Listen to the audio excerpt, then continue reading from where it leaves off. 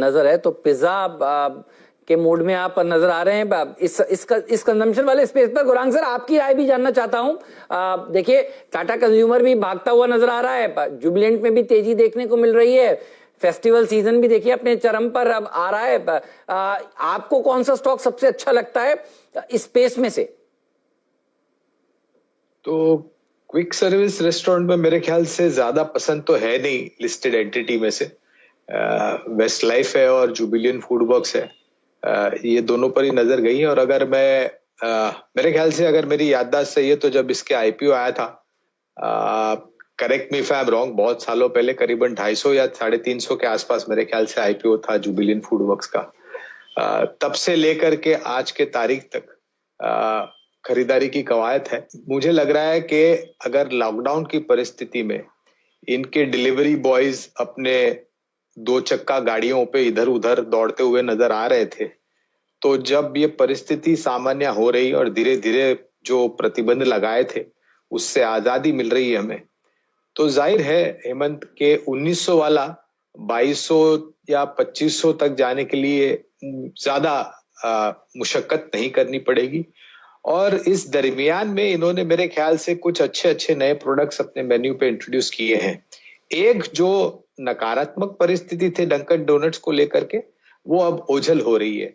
और इतिहास गवाह है कि अगर महंगाई दर बढ़ती है और इनको अपने प्रोडक्ट्स के दाम बढ़ाने पड़ते हैं, तो खुद अपना मार्जिन सैक्रिफाइस नहीं करते हैं, हमें और आपको वो पिज्जा का जो बिल आता है वो ऊपर के तरफ और देना पड़ता है। सही कह रहे हैं सर आप। फेवरेट शेयर टाइटन था। जब नतीजे एक दिन ढीले आए थे तो गौरांग सर ने कहा था भाई अभी खरीद लो, फेस्टिवल सीजन आ रहा है। और फेस्टिवल सीजन में देखिए सारे स्टॉक्स चलेंगे। और कल का बीटीएसटी कैंडिडेट में भी देखिए राजेश जी ने टाइटन की बात की थी। उनका तो खैर ये सीरीज का खिलाड़ी है और गौरांग सर का भी बहुत ही फेवरेट शेयर रहा है। 3 डिजिट से लगातार देखिए वो कहते रहे ये शेयर 4 डिजिट का जल्दी हो जाएगा, 4 डिजिट का हुआ और अब देखिए 1100 के ऊपर ये शेयर बना हुआ है। गौरांग सर, टाइटन पर आपकी राय क्या है? मैनेजमेंट की कमेंट्री भी बहुत ही शानदार थी नतीजों के बाद। जी हाँ, और उतनी ही नकारात्मक मेरे ख्याल से कोई एक बुद्धिमानी जीव गोरा आपको 800 रुपए के लक्ष्य गोल्डमैन सर। जी हाँ, मुझे नहीं पता, मैं ये सब बातों मुझे याद है सर, चीजें गौर नहीं करता। और मुझे याद है आपने उस दिन भी कहा था इनको शेयर चाहिए इसलिए इस तरह की रिपोर्ट ला रहे हैं, आप लोग शेयर खरीद लीजिए, इनको नहीं मिलेंगे। वो गोल्ड हो या मैन हो मुझे नहीं पता, वो जो भी हो, मुझे ये लग रहा है कि टाइटन एक खरा सोना है, ये असल में गोल्ड है। और मैं ये मानता हूं कि जो हमारे लक्ष्य थे और जो मैनेजमेंट की टिप्पणी आई थी हेमंत, आप जो जिक्र कर रहे थे, उसको सुनने के बाद मेरे ख्याल से 1350 1450 तक ये बहुत ही आसानी तक जा सकता है। और इनका जो ज्वेलरी कारोबार है उसको छोड़ करके मेरे ख्याल से धीरे धीरे जो रिस्ट वॉचेस है, आईवेयर है, एक्सेसरीज है, इसमें योगदान आपको और भी बेहतरीन तरीके से आता हुआ दिखाई देगा। तो गोरा अपना मन बना करके चलता है तो चलने दीजिए, आप अपने विश्वास और सक्षम जो बुनियाद है उसको बना करके, आज भी मैं वही कहूंगा कि खरीदारी करके चलिए। नहीं, आपकी उस रिसर्च को अल्टीमेट वाला टारगेट बताइए रिलायंस इंडस्ट्रीज के लिए। कल जिस तरह से कंपनी ने देखिए ऑनलाइन दवा के कारोबार में उतरी है और एक और कंपनी को एक्वायर किया है। पहले निवेश आ रहा था इस कंपनी में, अब ये कंपनी देखिए एक के बाद एक शानदार एक्विजिशन कर रही है और ये कारोबार बहुत ही बढ़िया है। अमेजोन भी देखिए इस कारोबार में उतरा है, बहुत प्रॉमिसेबल कारोबार है। कैसे देखा आपने इस खबर को? रिलायंस पर आपकी राय और आपकी टिप्पणी। बहुत ही सकारात्मक खबर है ये हेमंत, और चौथी तिमाही को नतीजे को होकर के ज्यादा समय नहीं हुआ है, 1200 का मेरे ख्याल से तभी कुछ भाव चल रहा था। अगर मैं गलत हूं तो मुझे आप सही करिएगा। और तभी मैंने कुछ 2000 या 2200 की बात की थी। तुम बाद में मुझे मेरे मित्र लोग आकर के बोल रहे तू ज्यादा कभी बोलता नहीं है, मगर 1000 रुपया लगता है क्या तेरे को इतनी जल्दी आ जाएगा? बोला जल्दी नहीं, मैं बुनियादी तौर पर बात कर रहा हूं, उसके लिए समय लगेगा। और चौथी तिमाही के नतीजे और ये जो पहली तिमाही के नतीजे गए हैं वो देखते देखते तो मेरे ख्याल से 2200 का तो भाव आ ही गया है, जो हमारा लक्ष्य था।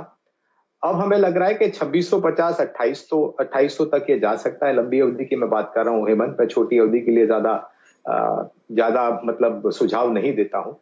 लेकिन जो अधिग्रहण किया है कंपनी का, दवाई कंपनी का, उसको लेकर के और आने वाले समय में जिस तरीके से ये जो काम है आगे बढ़ेगा रिलायंस इंडस्ट्रीज का, खास करके डिजिटल, रिटेल, जियो का कारोबार, ऑयल टू केमिकल्स जिसकी घोषणा माननीय चेयरमैन साहब ने की थी, ये सबको मद्देनजर रखते हुए मुझे लगता है कि कोई ज्यादा तकलीफ नहीं होगी 2650 2800 तक जाने के लिए। और इतिहास बनाने का एक जो सिलसिला शुरू किया है रिलायंस ने, ये बहुत जल्द रुकेगा नहीं। और भी कई आपको नए इतिहास बनते हुए आएंगे और शायद नए नए ऊपरी स्तर भी आते हुए दिखें। मुनाफे का ये गोल्ड फाइनेंस कंपनी ने बहुत बढ़िया रिटर्न दिए हैं। अभी एक ही आंकड़ा है गौरांग सर, कैसे देखते हैं आप इस नंबर को? पहले तो डिस्क्लोजर दे देता हूं, मुथूट और मन्नापुरम ये दोनों पर लंबी अवधि के लिए निवेश की कवायद है। और क्रेडिट पॉलिसी में जिस तरीके से कुछ प्राविधान को लेकर के, कुछ नीतियों को लेकर के बदलाव किया गया, जो मार्जिन्स था उसको बढ़ाया गया, उसको लेकर के यहाँ असमंजस परिस्थिति थी। लेकिन लोगों की समझ में एक बात आई नहीं है कि जो भी लोन देते हैं हेमंत, ये सोने को लेकर के लोन देते हैं। और जहां तक सोने के दाम का सवाल है, मैंने एक नजरिया आपके सामने काफी समय पहले रख दिया था कि सोने के दाम डॉलर टर्म में और रुपए में आपको ऊपर जाते हुए दिखेंगे। तो मुझे नहीं लगता है कि इससे इन कंपनियों को ज्यादा तकलीफ होगी। गिरावट आई थी, अब ये रिकवर हो चुका है और नतीजों के आधार पर मेरे ख्याल से और अगर थोड़े बहुत आंकड़े आ जाते हैं तो थोड़ी बहुत और जानकारी मिल जाएगी। लेकिन दोनों पर ही लंबी अवधि के लिए निवेश की राय। बुरहान सर, स्वागत है आपका सीएनबीसी आवाज पर। मेटल स्टॉक्स की बात हो रही थी, ये बताइए आपने किस तरह से रीड किया टाटा स्टील वाली इस रिपोर्ट को? मीडिया रिपोर्ट्स ये सजेस्ट कर रही हैं कि ऑडिटर्स ने कुछ शायद कंसर्न्स रेज किए हैं टाटा स्टील के यूरोप के कारोबार को। आप कैसे रीड कर रहे हैं इसे? Good morning to you. बहुत बहुत धन्यवाद हेमंत, और आप सभी को शुभ प्रभात हमारे तरफ से। तो विशेष रूप में क्या दिक्कतें विदेशी कारोबार को लेकर के ऑडिटर ने सामने रखी, इसके बारे में मेरे पास बहुत ही गहराई से जानकारी नहीं है। लेकिन ये विदेशी कारोबार मेरे ख्याल से जब से कोरस का अधिग्रहण किया था टाटा स्टील ने, जब अधिग्रहण किया था तभी तो काफी कुछ माहौल दुरुस्त था और बाजार ने उसको सराहना भी किया। लेकिन उसके पश्चात जिस तरीके से विश्व भर में धातु क्षेत्र को लेकर के चिंताएं आई, कमोडिटी मार्केट में भाव नीचे के तरफ क्या है, धीमापन आया, उसको देख करके मेरे ख्याल से कहीं ना कहीं ऐसी ही चिंताएं काफी लंबे समय से रही थी कि विदेशी कारोबार को लेकर के टाटा स्टील को शायद अपने आप को कंसोलिडेट करना चाहिए, या फिर जो कारोबार ठीक तरीके से योगदान नहीं देता है बैलेंस शीट पर और कारोबार की रणनीति को लेकर के उसको आगे नहीं बढ़ा रहा है, वहां से निकल जाना चाहिए। तो शायद इस खबर को लेकर के दबाव हो सकता है, इसमें कोई दो राय नहीं है। लेकिन हमने पिछली बार भी 3 या 4 धातु क्षेत्र से जुड़े हुए शेयर्स में निवेश करने की राय दी थी लंबी अवधि के लिए। और सर्वोच्चम स्तर पर आता है जेएसडब्ल्यू स्टील, उसके पश्चात टाटा स्टील, हिंडाल्को, वेदांता। ये मेरे ख्याल से श्रेणी के आधार पर हमारी पसंद होगी। आपके लिहाज से बताइए सर।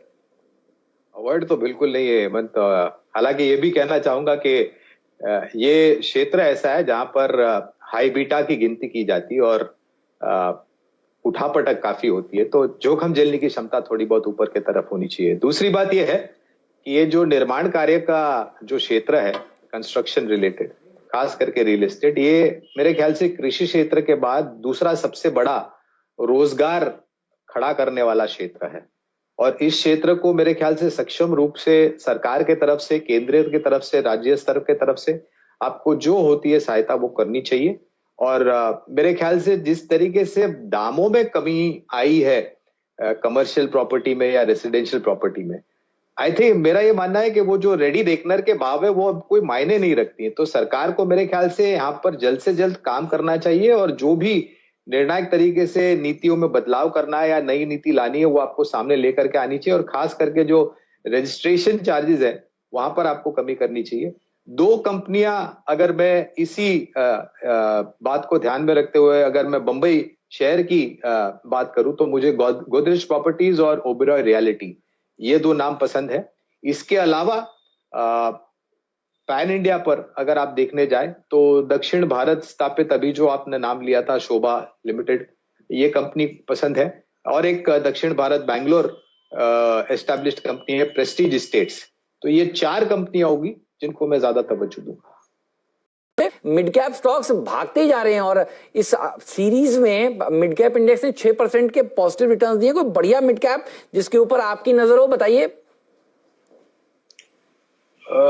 हेमंत, पहले तो मेरे ख्याल से जो दिग्गज इंडेक्स है सेंसेक्स और निफ्टी, वो मेरे ख्याल से पिछले कुछ दिनों से 11,250 और 11,350 100 पॉइंट के दायरे में कामकाज कर रहा है। और जब ऐसा कई बार हुआ है हेमंत कि जब आपके फ्रंटलाइन इंडाइसेस रेंज में चले जाते हैं तो मिड कैप और स्मॉल कैप हरकत में आ जाते हैं, खास करके मिड कैप।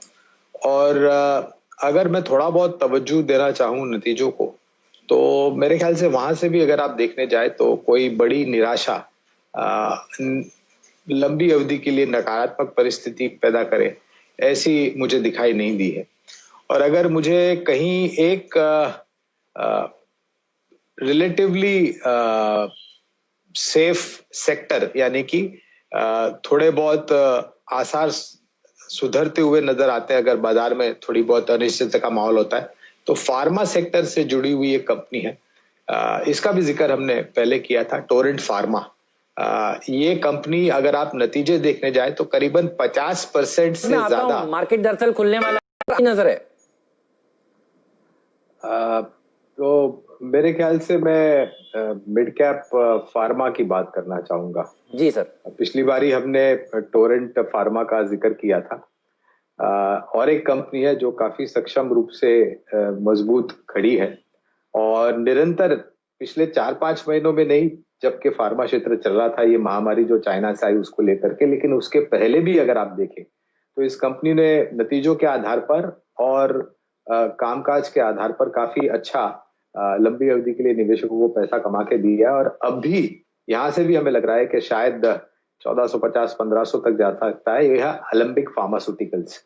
और कहीं ना कहीं हेमंत, हमें लग रहा है कि भले ही थोड़ी बहुत चमक फीकी पड़ सकती है क्योंकि काफी तीव्र गति से फार्मा क्षेत्र चला है पिछले 4-5 महीनों में, लेकिन अगर आप लंबी अवधि का नजरिया रखते हैं और सक्षम कंपनियों में निवेश करते हैं तो मेरे ख्याल से आप कभी भी चूकेंगे नहीं मौका। उसी लिहाज से मैंने पिछली बारी इप्का लेबोरेटरीज का जिक्र किया था। ये भी कंपनी फार्मा क्षेत्र से जुड़ी जहां पर ये महामारी को लेकर के काफी कुछ खबरें हैं। तो मुझे लग रहा है कि मिड कैप फार्मा एक ऐसा, जैसे हम मिड कैप आईटी की बात कर रहे थे ना हेमंत, उसी लिहाज से ये जो मिड कैप फार्मा कंपनियां हैं, लार्ज कैप तो परफॉर्म करेंगे, लेकिन मेरे ख्याल से मिड कैप फार्मा को आपको नजरअंदाज नहीं करना चाहिए। बात है तो देखिए, मिड कैप